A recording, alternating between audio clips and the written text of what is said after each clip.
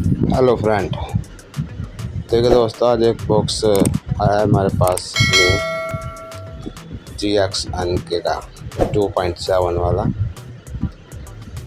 और जिस भाई को भी ये बॉक्स चाहिए वो हमसे कांटेक्ट करे, हम आपके एड्रेस पर ये बॉक्स भिजवा देंगे। अडेप्टर है, HDMI है, रिमोट है। और ये देखिए दोस्तों, रिमोट भी इसका NK वाला है।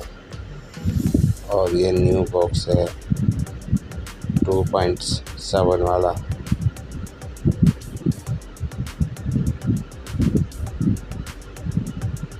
जिसको भी ये बॉक्स चाहिए हमसे कांटेक्ट कर सकता है, हम उसके एड्रेस पर आपका बॉक्स भिजवा देंगे दोस्तों। देखिए दोस्तों, ये ऐसा बॉक्स है, बहुत ही प्यारा लुक है और स्टील की बॉडी में है दोस्तों, 2.7 वाला।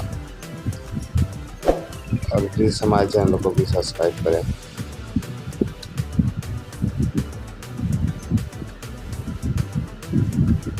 ये छोटी सी वीडियो इसलिए बनाई दोस्तों कि आपके पास पे बॉक्स का रिव्यू कर सकूं। बाकी इसकी नेक्स्ट वीडियो आपको आगे मिलेगी।